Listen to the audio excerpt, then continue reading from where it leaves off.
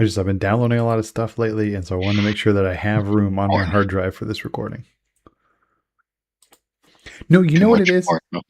No, you know what it is? I'm going on a trip on Saturday for 10 days. And like I am not prepared. I have Yeah. nothing I have nothing useful packed. I don't know what we're going to do with it. I have no activities, no sightseeing, nothing planned or sketched out.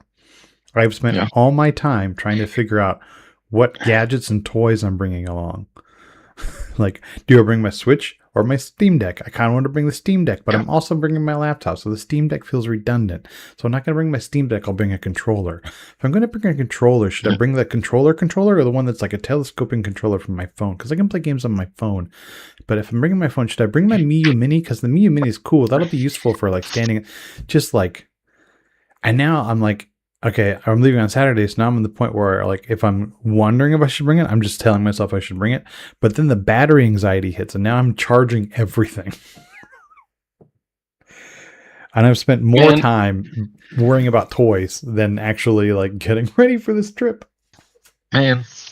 And this is bullshit. Like, because I have the backbone, okay, and apparently, like all backbones, the ribbon eventually breaks from when you opening it and closing it too fucking much. So this thing is worthless because the left button, like the whole left side of the controller, doesn't work. That sucks. So I got an 8-bit do fucking replacement. I was Yeah. like, this thing will be better, and it's Bluetooth. I mean, which kind of sucks. That means you have to charge it, but whatever. Yeah. But then I found it just completely does not work with the PS5. Like, for no reason, the PS5 will not acknowledge you pushing buttons on that thing. It's like, well, god damn it! So I returned it. That was So you literally got the only reason I got it. okay. So you got a telescoping Bluetooth controller for your phone that you could also Bluetooth connect to your PlayStation. Is that what you're telling me? Yeah. No, I mean, you connect it to your phone. You play PlayStation Remote Play on your phone, but that does not work with PlayStation Remote Play. So I could also use it as a Oh. normal PlayStation controller if I wanted, but why would I do that? I have 2 real ones. Ah. But yeah, PS Remote Play is a dick and won't recognize that thing. Let me see. I have one that I really like. Let me see if it does remote play.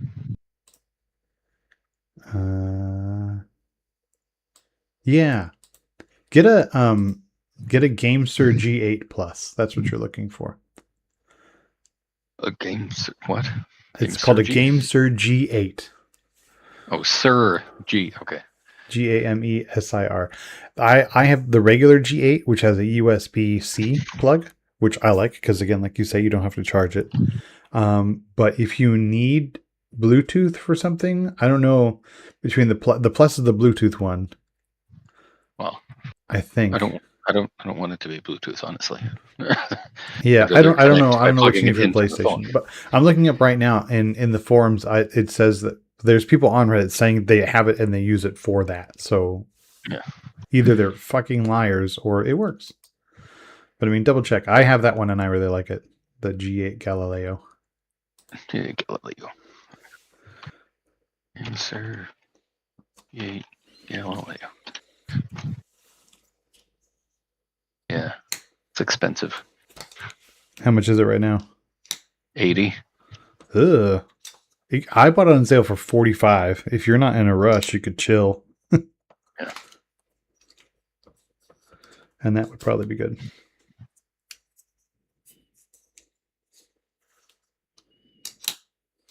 Okay, let me pick out what games I'm going to take with me. Okay, Animal Crossing. I just got Animal Crossing. I just now bought it. I know it was like people's game for like the pandemic, but I just bought it. Yeah, I'm completely uninterested in that game. Yeah, but I'm going to bring it, play for with the kids. I have the Prince of Persia, Metroidvania, the Lost Crown. I'm bringing that. Is that like the OG one?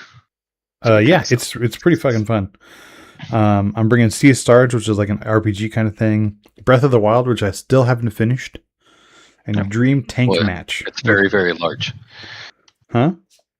Yeah, Breath of the Wild is very large. Yeah, suck it there. Dream Tank Match, which is a tank game set in an anime that I love to bits. I know you. I don't want your opinion on anime. I know it already. Mario Odyssey. I'll bring Mario Odyssey. I haven't played that yet. That's a great game. I'll bring. Oh, Also very large. I'll bring Brilliant Pearl because my kids are playing through that, and then I have one left. Should I bring Metroid Dread? Fuck yes, you should bring Metroid Okay, Dread. I'll bring Metroid Dread. That game's fucking awesome. It's 2 Metroidvanias, but I think I'll be okay. Yeah, but one of them is the one that the genre came from. Yeah. They call them Metroidvanias. They all feel like 85% Metroid. Did they just call it Metroidvanias because Castlevania was also a side-scrolling, like, kill mobs kind of game? It's because of Castlevania 2 was a lot like... Because there's a lot of go to this town and then go back the other way and then come back this way once you have something. Okay, but, like, that's every Metroid. And one Castlevania. Yeah. Well, I mean, but then, you can't just say it's a Metroid game because that would be really confusing. You could call it a Metroid. Like, people call things roguelikes. Rogue was a real game. No, that's true. Yeah, you could just say Metroid-like. Yeah. Or Souls-like. Yeah. People do that shit all the time. That's fine. Why is my computer? It is like so. I need a new computer. This thing's ancient. Okay, Castlevania 2 was 1987. I'll say Super Metroid. That'll be after. Yeah, Super Metroid definitely is after. Yeah. It's on Super Nintendo. Yeah, it's 94. What about Metroid 2? That was after also. It was on Game Boy. 91. All right.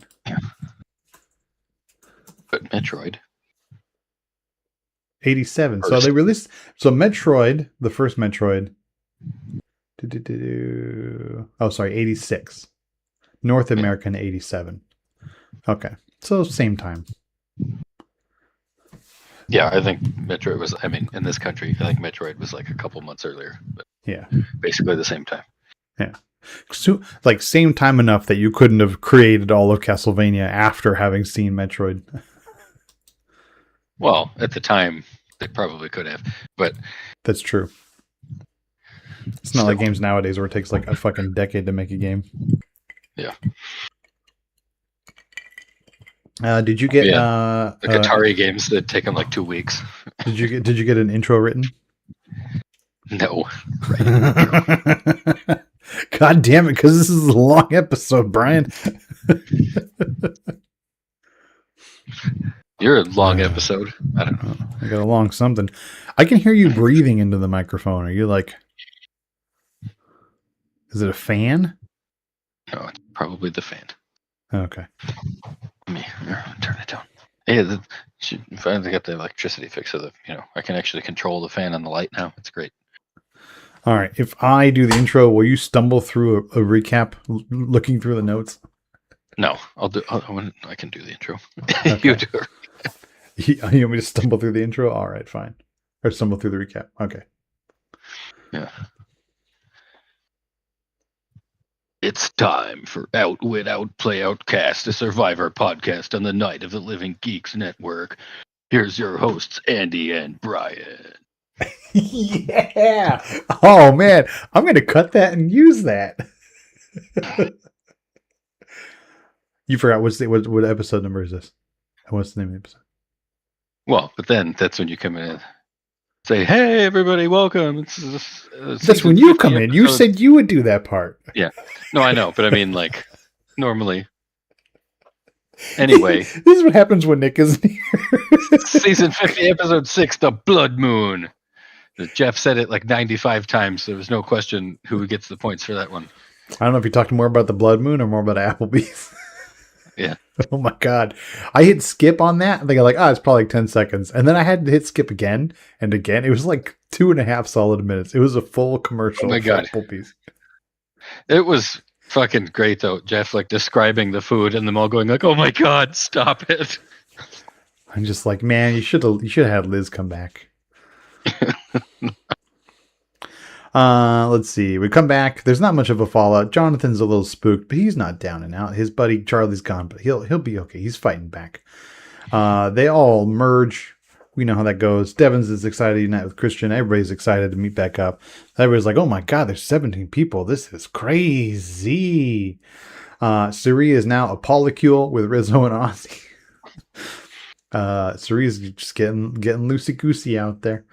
And there's a rush through the jungle. No hint about anything. Just there's a clue out there somewhere. Run and grab it. And sure enough, Ozzy finds it, and the best fucking moment of the season happens. What do you say? Hopefully it's not, oh, you're going to exile. I cut to him reading, and he goes to fucking exile. Oh, beautiful. There's an immunity challenge, and as soon as we see that as Till holds, we know that D is going to win, and sure enough, D is one of the winners with her freakish big toe, even though it doesn't matter in this, she's just a foot person for all you foot people out there.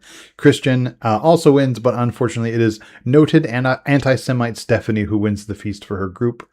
Exile Island, Ozzy seems to be having a great time. Rizzo is just kind of laying there in the shade doing fuck all nothing, but they talk about their idols with each other and bond over being in the same polycule with Suri. I like that Suri is like the leader of the polycule. It's very, very feminine forward. I appreciate that. There's a feast where they say, oh, let's not talk about the game for a while. And then they all talk about the game, except for Jonathan, who fucking eats, I think I saw him eat 3 burgers, and I saw him with the 2 shark bowls and one shark swimming from one to the other. He had a lot to drink, I think. He cheered himself with them. It was great. Yes, yeah. That was very much fun to see. We get the loser scramble on Kahlo, well, quote-unquote Kahlo on the Kahlo Beach. That's Joe, Christian, Devins, Genevieve, and Aubrey. And it kind of looks like it's between Devins and Genevieve. Aubrey and Christian want Genevieve. Rick wants Joe. It's kind of all up in the air, but it ends up being Genevieve and Joe, and thinking whether or not they could actually sway Christian away from Devins, which we all know is no shot in hell. We go to the CeeLo loser scramble. It's Colby, D, Suri, Emily, and Coach. Coach makes a bit of a faux pas. Colby's kind of just doing nothing. He's chill. And they're all just kind of deciding, D, Suri, and Emily, 3 girls are trying to decide if it's Colby or Coach. And Suri makes the excellent comment of, getting Coach is cutting off the tail. He's not really an effective social player this season, but Colby's the head, and you should take out the head. And then we have the scramble at the beach with the people who ate. It's Jonathan, Camilla, Chrissy, Stephanie, noted anti-Semite Stephanie, and Tiff. Camilla and Jonathan are looking at Chrissy, but Chrissy wants to go out joyfully, she says, but no, she wants to take out Camilla. And this is a big show for Jonathan's game. None of them are talking about getting out challenge threat Jonathan. I'm going to talk about that a little bit more later. Tribal for that group, it ends up being Camilla 3-2. Jonathan flips on what was his ally, who had flipped on him just last episode, so I guess all's fair in Survivor and Love, or Survival and War. I don't know, however it works. The Kahlo Losers Tribal is Genevieve 4-0, as Genevieve says to camera, what are the odds that I flipped Christian? Is it better than 1 in 6? And I think she thinks not, because she plays her shot in the dark and goes out 4-0 with no vote. And likewise, Colby had no vote and goes out 4-0, as Coach talks about dressing up and putting shit in his hair for tribal council. Ta-da! Yeah. We did it. See you next week. Right. Bye. I do want to say, yeah, go. I would say, man, Joe is dumb for not voting for Devins. Like, if she had drawn the right thing, he would have totally fucked himself. You know what I mean? Why? Because if all the votes against her got nullified, it would have been the 3 of them would have just voted for Joe instead. Yeah. Whereas if he had put his 1 on Devins, then Devins would be fucked. Yeah, and there's no harm in him throwing it at Devins. Devins had a feeling he was going to be the one who gets a vote or 2. Yeah, that's true.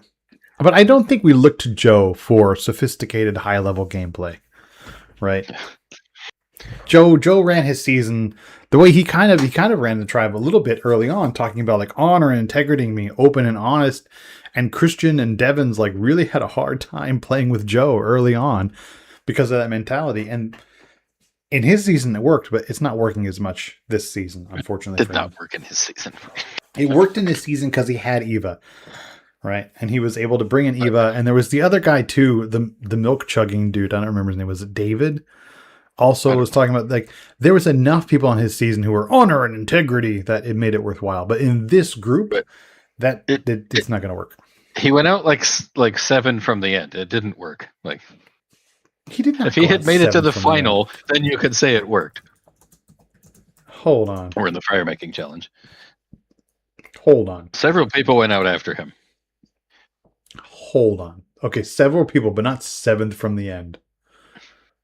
Yeah, well, you gotta remember 3, are not gonna get voted out. So Motherfucker, he was in Final Tribal. what? Are you sure? Yes, he received a vote even. He received a vote at Final Tribal. See, he got 1 vote. That didn't fucking work. He was a fucking goat. That's how he got there. Because that motherfucker did not do anything during the game. So I know he was a goat, but he didn't know that. He didn't know he was getting played so hard by Kyle and Camilla. That's not his fault. If he'd have gotten there with David and Eva, it would have been fine, right? But like he didn't. okay, but it didn't work, but not because it didn't work. It didn't work because Camilla and Kyle were playing a better game. No, it didn't work because that never fucking works. Whatever, just Lots go of back people and have tried, and they always lose. Okay, that was last year. Go back and listen to old episodes of our Widow Play Out cast, and we can rehash the conversation. I'm sure we did it 10 times over then. You can go listen. Yeah. And I'm sure we were like, yeah, that never fucking works because they don't ever fucking win. Nobody gives a shit that you never lied to anybody. That's not playing the game. That's being lucky. Yeah. Okay. I'm just gonna say okay and move on. I want to say I am very impressed by Jonathan's game this season. Because usually at the merge, the first people talk about is let's get rid of the challenge threats, right? Let's get rid of the big strong guys. Let's do it now because they're going to win out or whatever bullshit. And we talk about how that's a dumb mentality. And I don't know if it's because he's gotten so much better at relationship building and his social game, or if it's because these players also recognize that argument as being bullshit. But when there's only 5 people, now would be a prime time to get Jonathan out. But none of them are talking about it. Absolutely none of them. Well, I think it's more like they saw that he didn't ever come close to winning an individual challenge, so they don't care anymore. Yeah, they might recognize that part of it. Yeah, because before the individual, there's a lot of brute strength shit. There's none of that once they get into individual ones. Yeah, because that wouldn't be fair. And challenges like this one are almost built against him. Like he has to carry so much more weight. Like this is meant for the smaller players, 100%. Yeah. Which is why all 3 of the people who won, are small. The smaller people. Yeah, that's true. Who was the third one? I forgot. It's D. Christian and noted anti-Semite Stephanie. Oh, right. Fucking Stephanie. Why I forgot about her. Yeah. Well, all right. She's not small, but she's, a lot smaller than Jonathan anyway. Everybody's smaller than Jonathan, but like also like Coach out pretty quickly, Ozzy didn't do, well, Ozzy wasn't there. Joe didn't do too great. A lot of these bigger players did not do too great.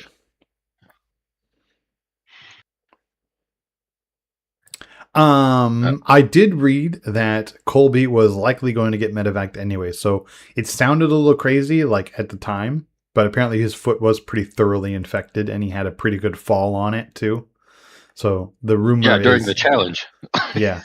The rumor is that he was going to get medevaced anyway, most likely, before the next tribal. Well, yeah, they said that too.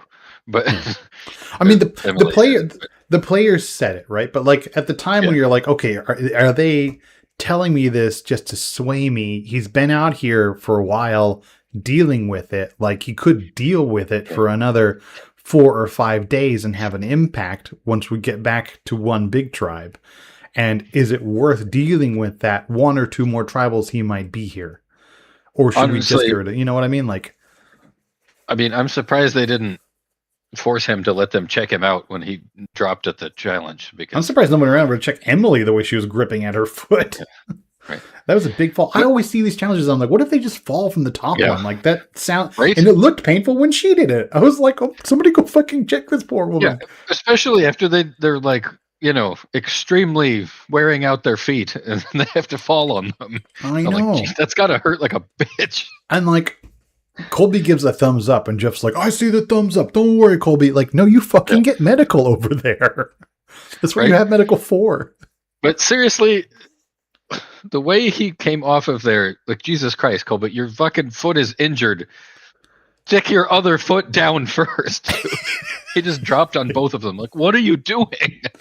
I was like, why are you even there, dude? Like, it is a Right. foot-based challenge for the outside edge of your foot, and that is the part of your foot that is fucked up. Like, what are you even doing? You should sit out just Right. on, like, And just be like, I'm definitely not going to win this. Let me sit down. I'm definitely not going to win. Let me not injure myself. Like, I get the thing of like, oh, we're all competitors. We're here to compete. We're here to play.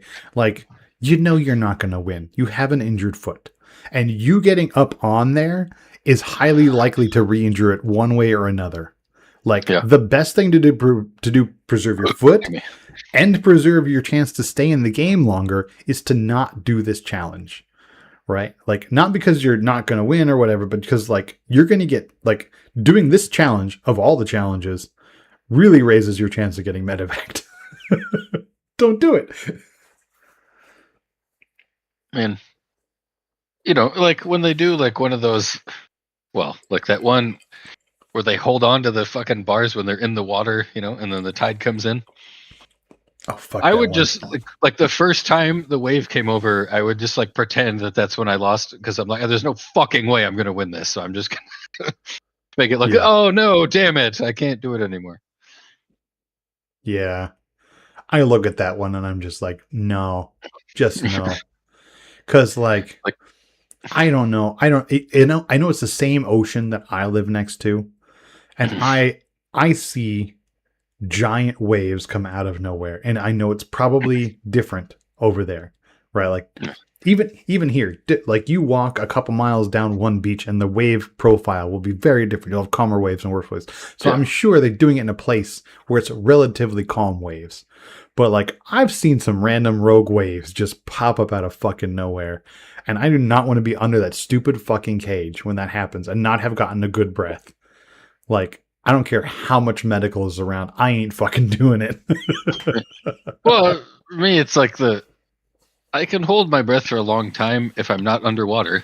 It's just, it fucking freaks your brain out, man. Being underwater, it's like, you need to fucking get the fuck up there right now. Oh, what do you think of? What was I gonna say? What do I think? I don't remember what I was going to even say. Yeah, I got nothing. I think if I go, you go. I think I would have had some steak if I was there. That's all I'm saying. Was steak an option?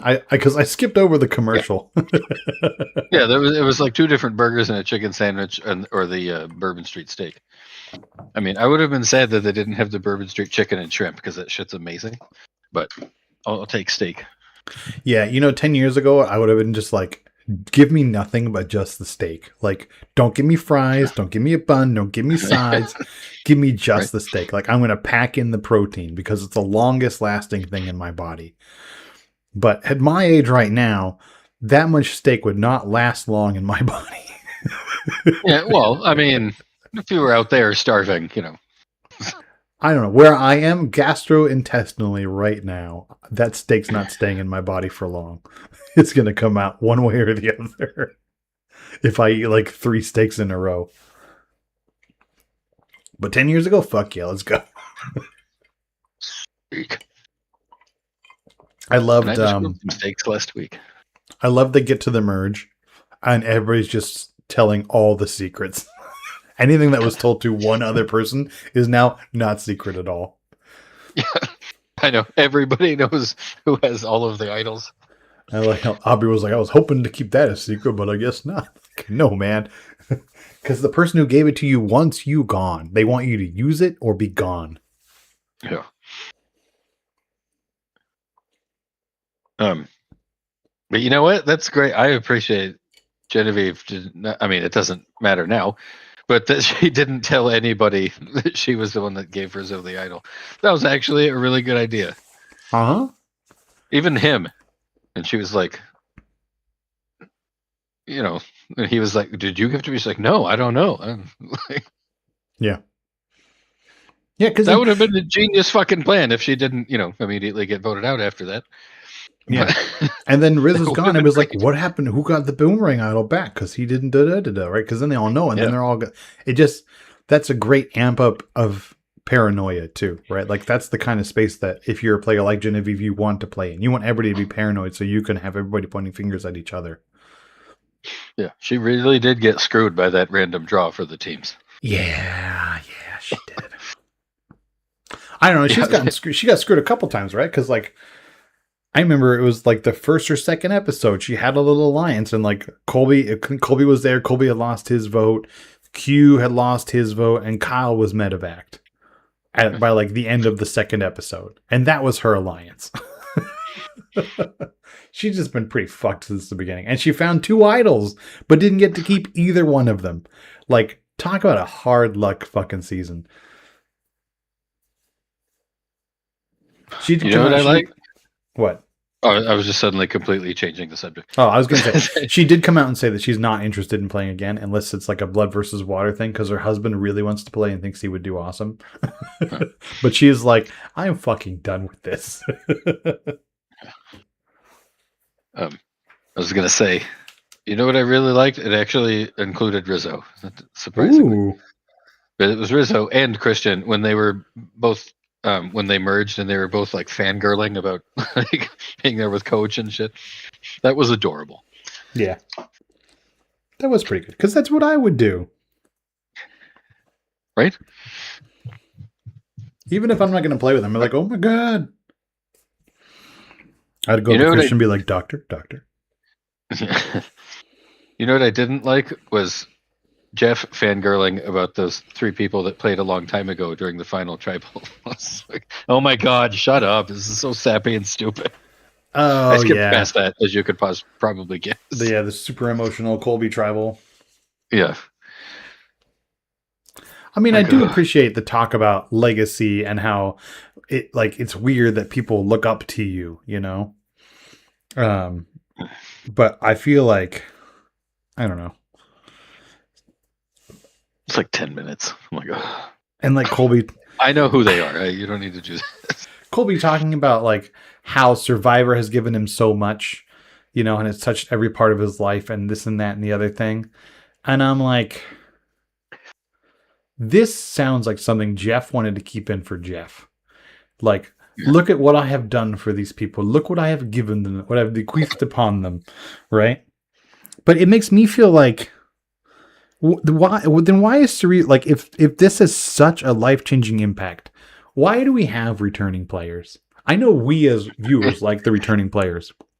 Yeah. But if this is so life-changing and has such a positive impact, isn't the moral thing to never have returning players so you can maximize the impact to the number of people who play this game? It just feels like when Colby was like, this has done so many wonderful things in my life and I've done it like 4 times now. Like, did you need to do it 4? You know? This is 3 6th fucking time. I know. And I love Suri, but his speech made me wonder, should we not? I'm loving this season, but should we have not? Well, speaking of Jeff tooting his own horn, when he kept going on about the blood moon and it's like, this is going to change the game forever. What? No, it's not. What the hell does that mean? I mean, they've never had a triple tribal. Okay. That doesn't change anything about the game, though. Like, all right, 3 people are going out tonight. That's in no way does that affect how the rest of the game goes or anything. I mean, besides for those 3 people, you know, but it's not terribly different than if they had not merged. Yeah. Right? This is basically a tribe swap for 1 episode. Yeah, that's true. So it's not that crazy. They just called it. They just dressed it up and called it something fancy, but it's Man, kind of funny what happened here. I'm excited to see Rizzo and Ozzy's reactions when they come back and 3 fucking people are gone. Oh, I know. They're gonna be like, what the fuck? And they were both so annoyed, right? Yeah. Ozzy was like, "Oh, this is gonna be so like." I found an advantage. Wouldn't it be funny if it said? That's my favorite moment of the season. Yeah. Wouldn't it be funny if it said you're going to Exile Island and then he starts reading it? That's what it fucking says. Man, if he was there, he probably would have been gone. Yeah. Yeah. Like, they were not happy about it, but like, it clearly said it was an advantage of some kind, right? Man. I should go back It and said see a what they huge called advantage or whatever the hell it said. it. And it was. It 100% was. Yeah. For both of them. Yeah, they didn't have to do that fucking challenge that's super brutal in your legs, and they can't get voted out. Yeah.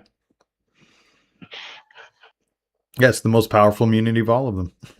Yeah. And they don't, and importantly, like they're not having the opportunity to build relationships at the merged tribe, but they're not going to do that anyway because they're all split up, right? So like the social thing of like, oh, I could be working with and all the social blah blah blah with everybody, but like the way this happened with splitting them back up, that's constricted anyway, right? And so like the biggest flaw isn't as big of a flaw, and because it's Ozzy and Rizzo who are connected via Cerie's polycule, her matriarchal polycule, and they had the chance to bond, and so now that's a tight set of 3 with only, what is this, 14 people left in the game now.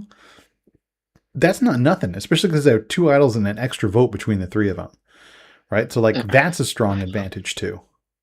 And on top of that, they're not bloodied, right? Like now Jonathan's got to go back, and people who was the other one in that group is going to be pissed with Jonathan. I don't remember who it was. I don't know. Tiff. I don't know who you're referring to. Tiff is going to be very pissed at Jonathan because Tiff and Camille and Jonathan were supposed to vote out Chrissy. Right. Yeah. And so Tiff is going to be super pissed. Right. Joe's going to be maybe annoyed at having been his hand forced, or like there's potential in this situation for a lot of bad feelings. Right. And Ozzy and Rizzo aren't going to have any of those associations. So it's a really positive advantage for him in that sense too.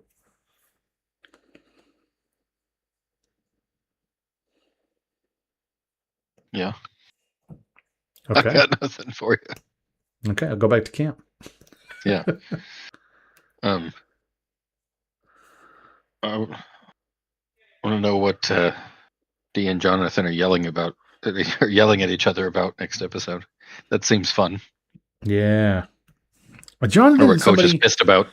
I don't think he would ever do anything, but I do not want to get in an argument with him. He's got a big voice and he's real scary. Right? He seems like a nice guy. Everybody I know that's huge is very nice, but I still wouldn't want to do it.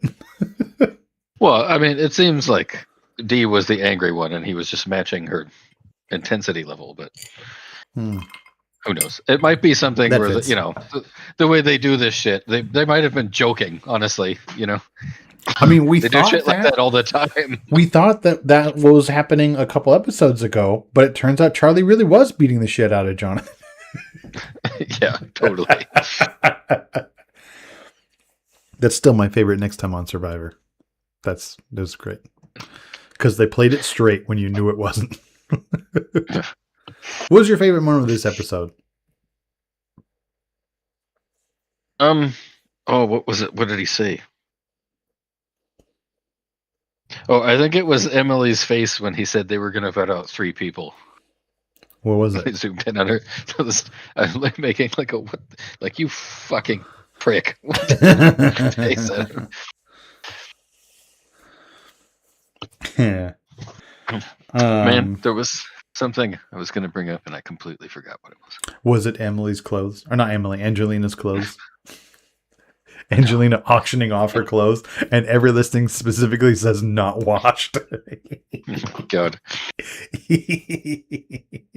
I find that fucking hilarious. I mean,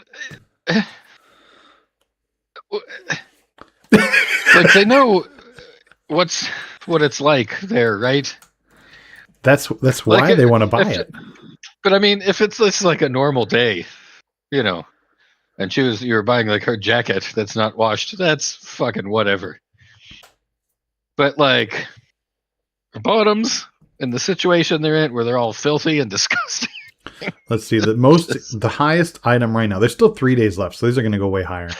Is the undershorts? Yeah, exactly. That's $255.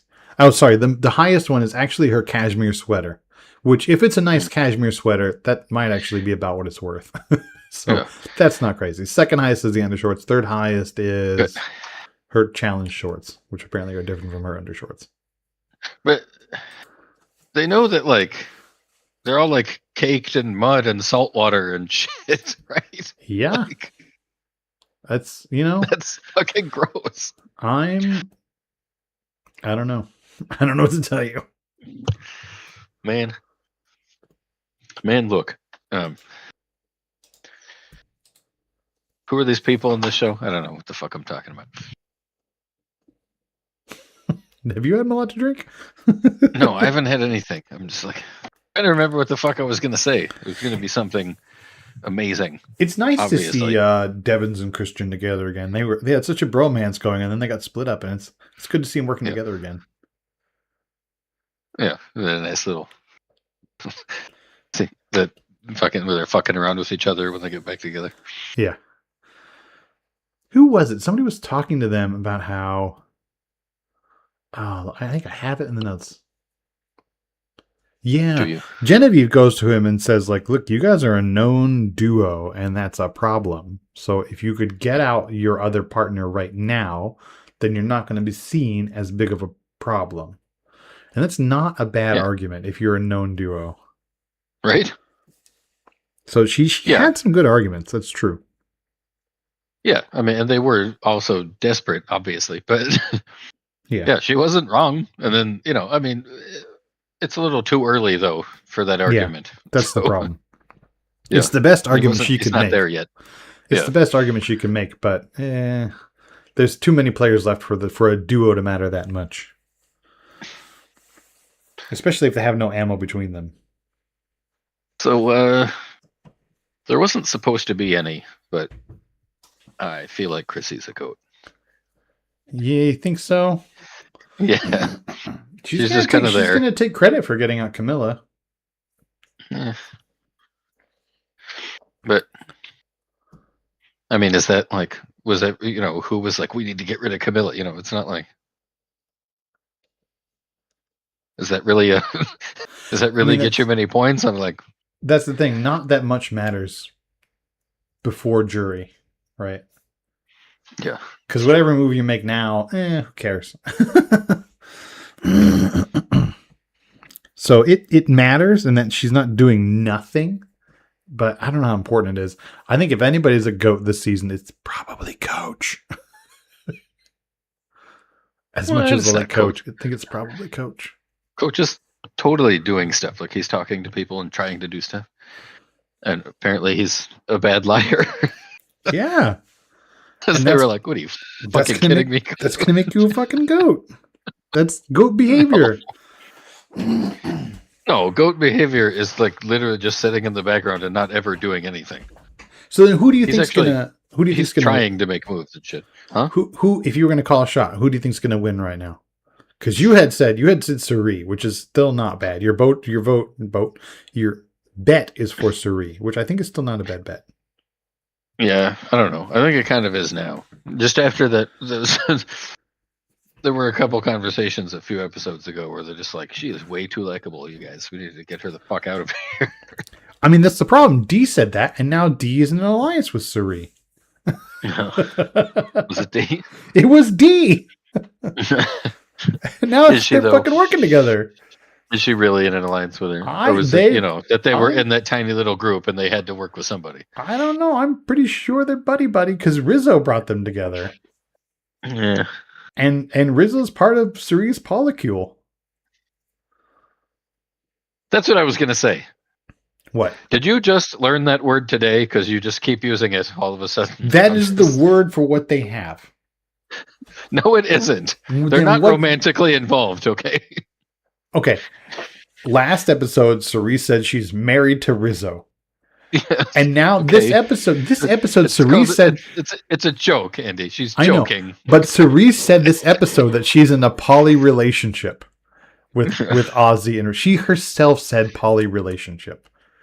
And poly relationship is too long of a phrase for me to say over and over again. So I'm going to use the word polycule. And I'm going to use it because she said it, and I find it fucking hilarious. Man. So I'm going to tell you some of the hub. I know you don't listen or watch social media. One of the big criticisms of this episode is that the women are getting very, very much under edited. They're not a big part of a lot of confessionals. A lot of the confessionals are dude related, especially Christian. He's getting a lot of confessional time. And somebody did an analysis of all of the previous seasons. And the data is very clear that when there's a male winner, that winner is the top. Like, if you're a male winner, 60% of the time, you have had more confessionals than anybody else in your season, right? If you're a female winner, you are the top confessional person for your season only like 20% of the time. So female winners are historically under-edited, and a lot of female players in general are historically under-edited. And this one is a very female under-edited season. And somebody dove a little deeper into that data and found that what usually happens is the male who gets when the woman is the winner and is under-edited, the person who usually is the most featured is the man that lost to her. And so the way the story builds is if a man is the winner, the editing shows why the man deserved to win. If a woman wins, it shows why the man lost to her. So either way, the story focuses around a male character. And one of the ones they really pointed to was Chrissy's season, where Chrissy did not get a lot of attention, but Sam got tons and tons and I mean, he said ridiculous shit like I've never had a banana or whatever the fuck. Right. And he far and away won the confessional for that season, and Chrissy got almost none. Right. That was a good one. The other classic examples are like Erica. Right. Huh? I said, well, she didn't win. Chrissy did win. Oh. The mermaid dragon. Okay, different Chrissy. Yeah. We're thinking different Chrissy's. Yeah. You're thinking Chrissy Hofbeck, right? Yeah, the one in this season is what I'm talking about Chrissy Keyser, sorry. Okay. Dude, I don't fucking remember who was on with who and shit. I don't know. But anyway, that is the current hubbub on the internet right now with this season of Survivor, is that the women are being very poorly edited.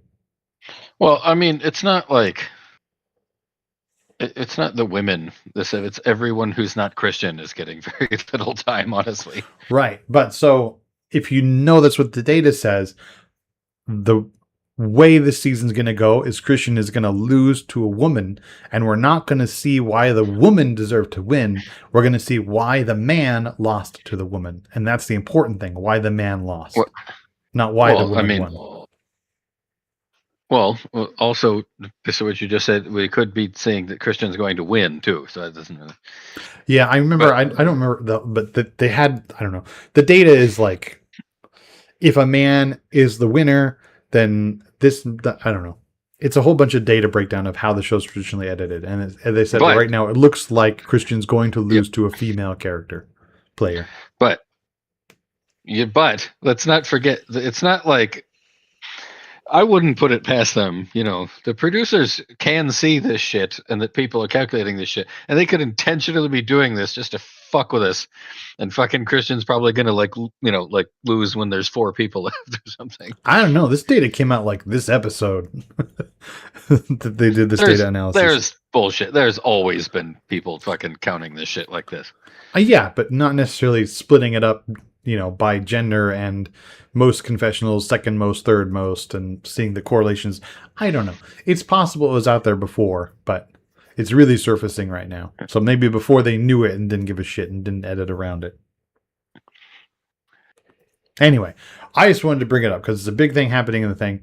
And yeah, you should have equal time between the men and the women, and you don't. And I know the show loves Christian, and Christian is charismatic, and I know you love his baby blues. Look, but it's not like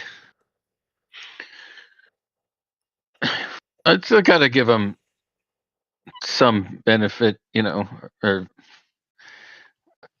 they gotta show the most interesting people the most. That's how that's how TV works. Right, but this is a whole season of fan favorites. Ostensibly, everybody here is the most good TV. Right? Like Tiffany, we hardly ever see, but she was good TV in her season. She was funny. Was she? I don't fucking remember her at all. Still, I remember she was funny. We hardly saw before this episode. We did not see much of Camilla. I love Camilla. She's wonderful. Yeah.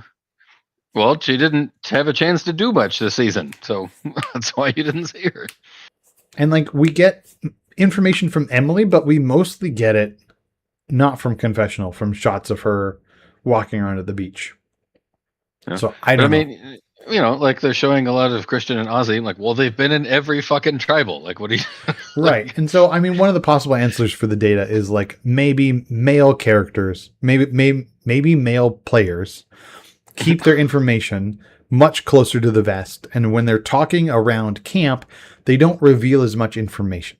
So therefore, they need more confessional time to reveal the information in confessional that they don't reveal around camp. Whereas female players are more willing to reveal information that can be shown on camera in an around camp context, right? Like Emily, I think we have seen enough of Emily's gameplay and reasoning to have an idea of what she's trying to do in the game she's playing.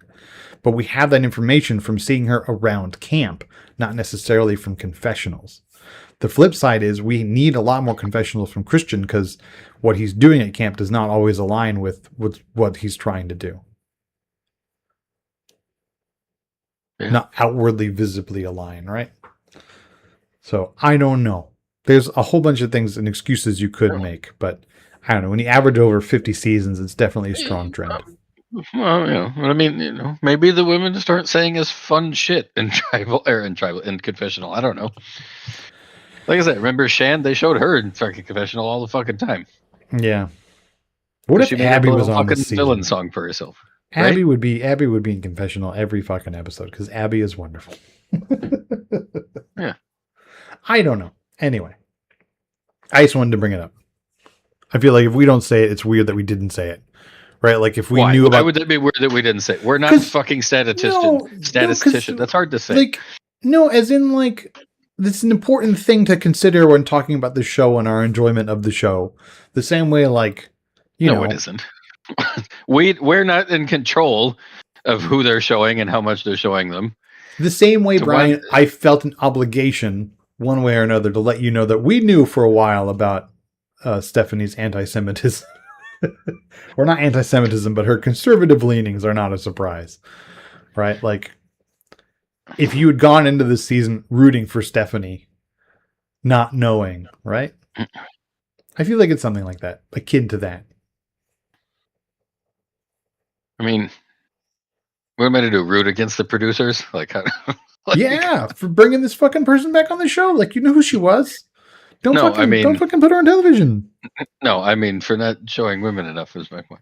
Yes, blame the producers, blame the editors. Exactly. Yeah, it is their fault, and it has nothing to do with us. Is my point. So why would you have to bring that up? I don't follow your logic. I don't know. Fine, let's do fantasy. Okay.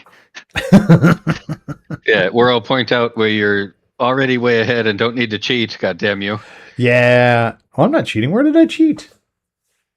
Ozzy did not survive at post-merge tribal council. Oh, you were right, good sir. Ozzy did not survive tribal because he did not go. Good call. I automatically put in, if you didn't get voted out, you get that point. But you are right. But we're getting ahead of ourselves. First off, we had two bets, not resolved, but we had some movement.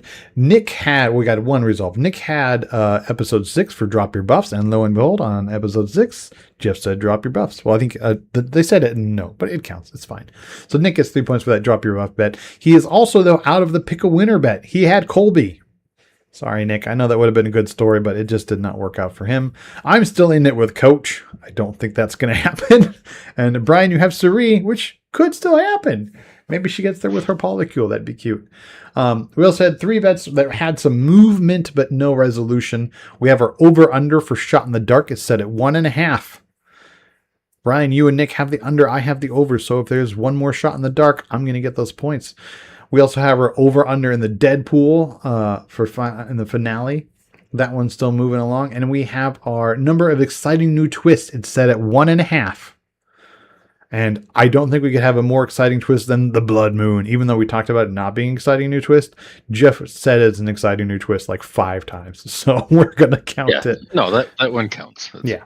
Nick and I have the under. Brian, you have the over. So if there are no more exciting new twists, then that'll be points for Nick and myself. But if there are more, then you get those. If you want to see all the other bets, which there's not a lot of left, you go to Oooshow.com on the left, click the button that says fantasy, and the scoring is there. And like Brian said, it might matter for Nick, but it's probably not going to matter for you. You have Jonathan, Rick, and Genevieve. Jenna got you 0 because she was eliminated.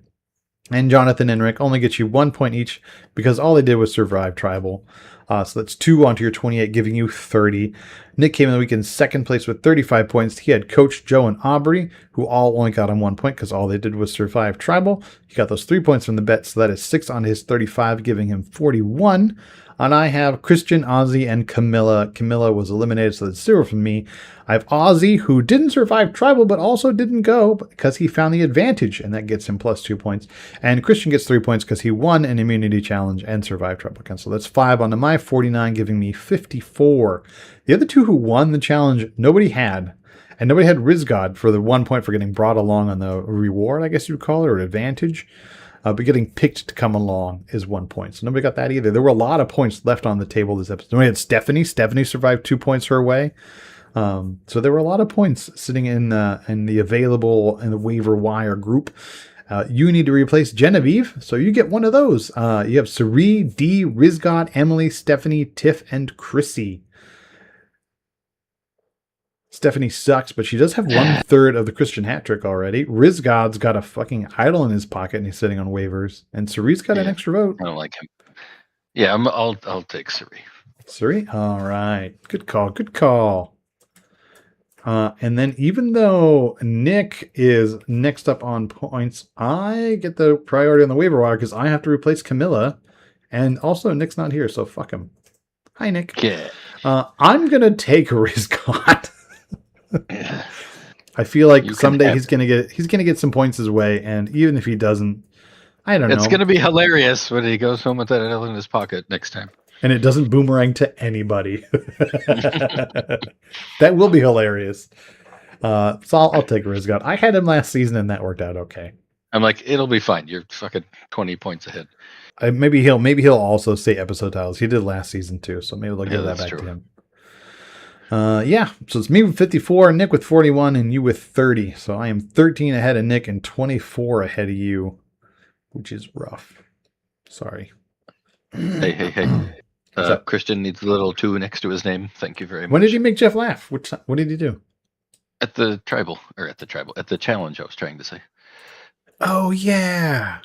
I don't remember what he said, but it was right before the challenge started, or right at the beginning of it, something like that. Yeah. Yeah, I do remember what happened. I remember what he said. If he had only won, he would have fucking gotten a Christian hat trick in this episode. I know, Christian getting the Christian hat trick. All right. Yeah, I'll take it. You gonna play us out, buddy? No. Okay. We'll just end it with a no. Yeah. Get the fuck out of here. Wait, that's not on the list. I don't see that. I see you guys are awful. I see that one. Who even said that? Okay, no, it's over. It's over. Oh, speaking of that, you need to put a 1 next to D. Oh no, Stephanie won, huh? Never mind.